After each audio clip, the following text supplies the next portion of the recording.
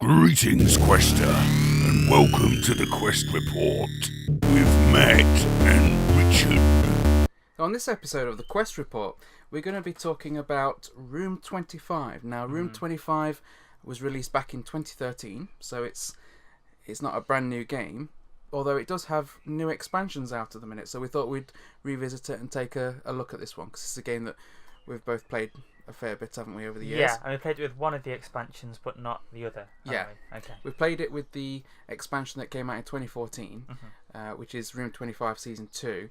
The new one, Room 25 Escape Room, has literally just been released. Right. So it has come through, but it's still in shrink. We might have to do a quest report on that one when we've done it. Yeah, once we've tried that, we'll see what it... up to date. Yeah, we'll tell you what it looks like at a later point. So, first off, theme-wise, Room 25 is...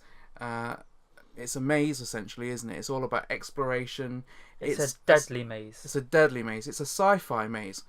It's actually based on films like The Cube.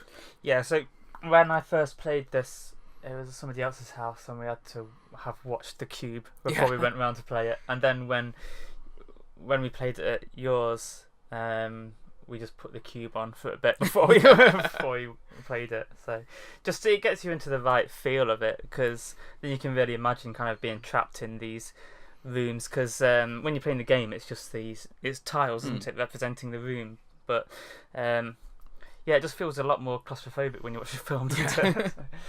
Mechanic-wise, this is a game essentially about programming. It's got a modular board, so that board's going to keep moving around as you're playing it. Every game will be different. Yeah. But that means also memory comes into play, doesn't it? Because you might know what a room is, because all the rooms are hidden, but you can peek at tiles as an action on your turn. So you might know where a room is initially, but very shortly after, it could be in a different place, and you've got to try and keep track of where it's gone, perhaps. Yeah, everything shifts around, and then we no longer know where that room was. Yeah. You can leave a little token on it, can't you? But what happened you've only to got me, one token, so... when we played it, I forgot what my token meant. Yeah. I couldn't remember if it was good or bad, so I just had to go and try it in the room, just go and walk in and see if I died. Yeah.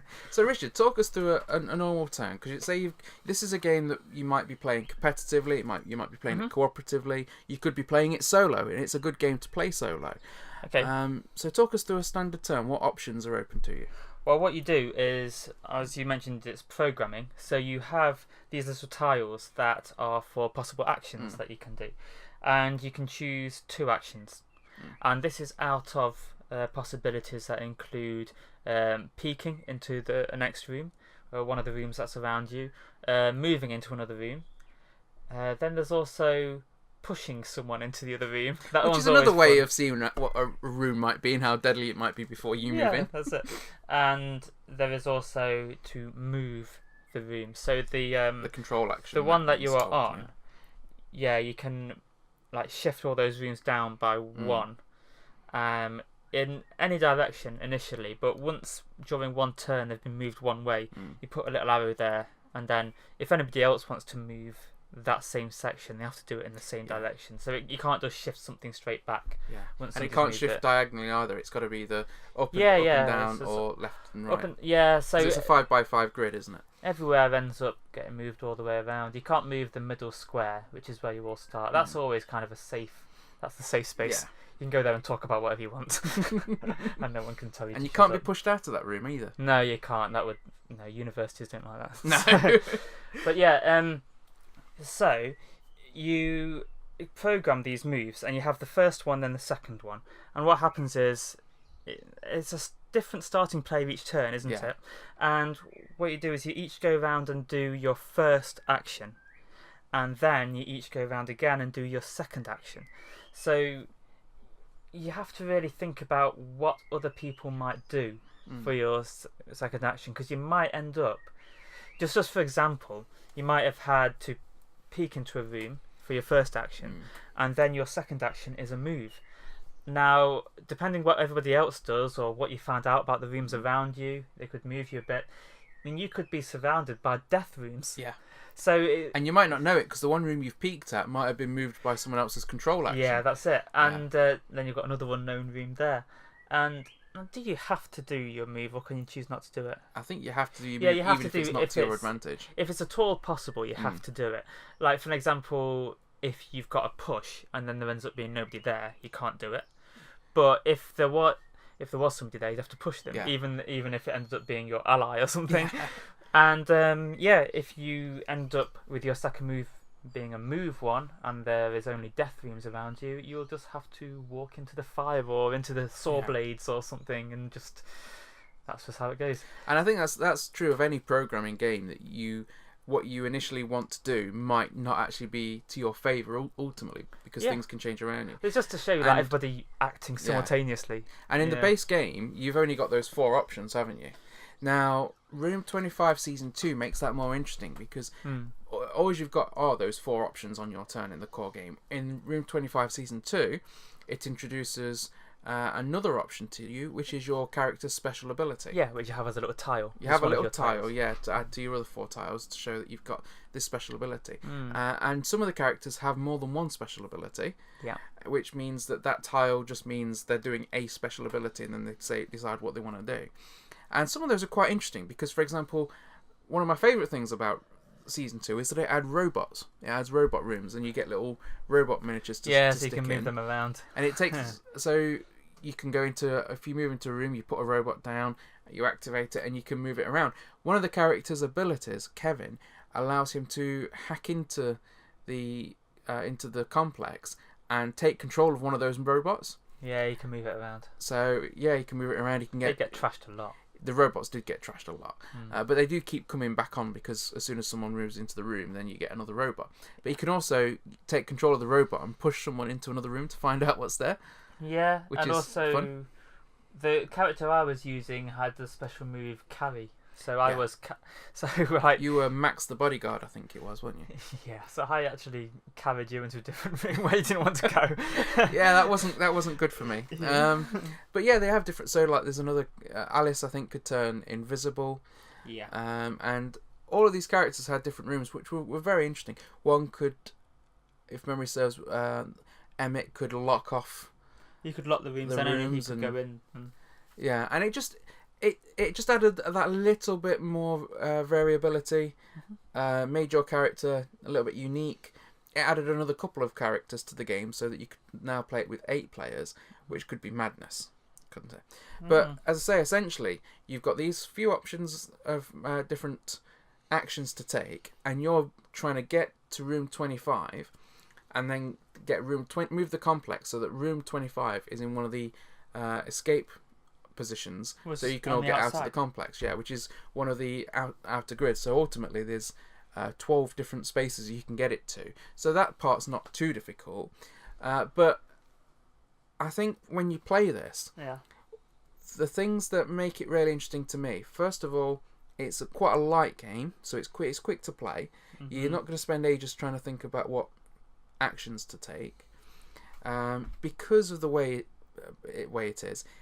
It's very easy to teach to people that haven't played this game before, but you have so much fun when you do play the game. It's kind of easy, yeah, because we each take our turns going round. It's not like you have ages on your turn, and then you have somebody else. We kind of just go around the table and then go around the table again. So. I think the different modes that it has are good. They allow for you to play fully cooperatively, competitively. You can play in teams. I quite like the suspicion mode, where you deal identities or roles at the start in secret, so someone may or may not be a guard trying to stop you and sabotage your efforts to escape.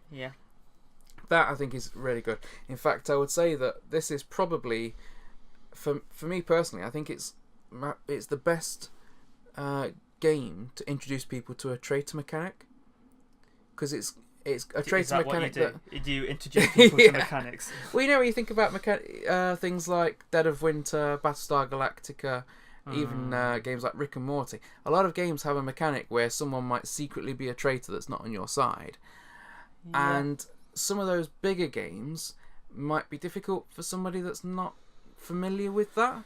But I think with this, it's quite a light traitor mechanic, but it's still very interesting the way it works, so it's fun to play the traitor. The trouble is, the game's so different to those other games. I mean, the traitor the fact that there's a traitor, I mean, that's just an aspect of the game. Yeah. I mean, you do completely different things than you do on those other games. Yeah. I think Battlestar Galactica would probably be the classic one for people getting introduced to games. For a very good traitor mechanic, yeah. I mean, you can't really beat Battlestar Galactica and Dead of Winter for the traitor mechanic. But I think as an introduction for people that aren't that familiar with games maybe and haven't really played that sort of traitor mechanic before, this one is quite a light way to play, easy to get to grips with what you meant to do if you are the traitor, but it's still kind of tense enough because you don't want to be in a room with someone else just in case they push you into a mortal danger room or something like that. I know we do that a lot anyway. Yeah, even without the traitor, you know. So I think it does introduce that really well. I think the only con for this game, personally, is that players could be eliminated right at the beginning of the game quite easily. I don't think that's a con. And well, it seems like it's more of a knockout thing. And that's what the Cube film's like. Well, again, that's very thematic, and I like that about the game itself, that can happen. I just know if someone was knocked out in the first couple of goes, I'd feel kind of bad for them that they couldn't join in the rest of the game. Yeah. If it was me personally, I think I would just enjoy looking and watching the rest of the game. Yeah. But for the person that's been knocked out, they might not find it so much fun. But overall, I really enjoy this game, and I've played this with, fairly new gamers, and they've got it very quickly. They've really enjoyed it. They've wanted to play it again. Richard, what are your thoughts on the game itself?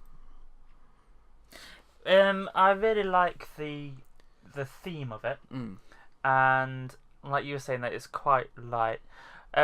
Just what you were saying just then about how if people get knocked out quite early, the game won't necessarily last a long time. No, so it's only like a 30-minute game or so. They might not be waiting around a long time, and then you can just set it up again, and they will have, by that point, have been watching, and they would have been often thinking, I could have done that a lot better. And they might just have lots of ideas about how they can. You get a lot more ideas when you're watching other people play, I think.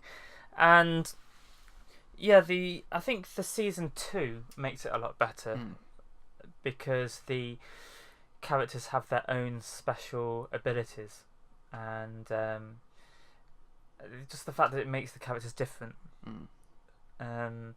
So you feel more like you're playing a role there, and it's just the fact that your characters can die so easily. Sometimes there's some rooms where if you don't move out of it on your next turn, then you'll die in there, and if you've programmed them not to move, then there's nothing you can do. And I think especially when we have 2 characters each, that's pretty good. But I think with more players, and so that we each just have the one character, and you might die or you might not, I think that would feel more like being trapped in a death maze. Yeah. And that's what I like about it. The fact that it moves around so much as well. I think the most I've ever played this with was 5 players. And it's quite interesting when you've got 5 different players, just how much things can be thrown out. I mean, just for the sheer amount that the rooms are going to move because of the control mechanic. Control action. That will keep happening. That happens so much, and it's very difficult to try and plot. When it's just you playing this maybe with a couple of players, you can kind of go around and you can peek at a room and you know that it's more than likely still going to be there when you come around to moving. That very rarely seems to happen with a higher player count because of the control action, and that just makes it more exciting when you're going into this room and you don't know what you're going to find there. Well, it's more that it never moves very far, does it? It's not that you know it's going to be quite near, it's just it just always tends to be quite near. When it gets to your next turn again, you think, oh, it's just over there. After that, it doesn't tend to matter so much, I don't think. But if by the time it came back to you, it's moved sideways twice, then up, and then around again. One game I was playing. Like shuffling. One game I was playing, and there was 5 of us, and I'd peeked for my first action, saw that the room that I was thinking of moving into was safe, and so my next action, because I'd already programmed for a movement, I was thinking, okay, I'll go there. By the time it had come back round to me, the room had moved 3 times. So I had no idea what I was going into, and that, as I say, is very exciting, and it's very thematic to the game, because those you know, they were going into rooms blind for most of the Cube film, weren't they? And they were just relying on prime numbers. Yeah, and I do think that this is a very good one for newer gamers, for gateway gamers. As I say, I don't think anybody particularly is going to play this and go, I didn't enjoy it. Yeah, maybe not. Yeah. So, personally, this is one I would recommend. What about you, Richard? Yeah, because of the variety of it, really. And like I said, I think I'll just have to think about it for a minute then, but I think people would enjoy it. I can't really think of anybody that wouldn't. If they're willing to play a board game at all, then it's got enough immersion and isn't too heavy as well. And I think people just enjoy pushing people into death themes if nothing else. And I think I would recommend that, because there's going to be a one of the game modes that will appeal to most people, I think. Yeah. Brilliant. So that's Room 25 by Matagot. Check it out. Farewell, Quester. To find out about other productions by the Meddlesome Meeples, then check out our channel or rendezvous with us at meddlesomemeeples.com. Until next time, Quester, farewell and keep thine axe sharp.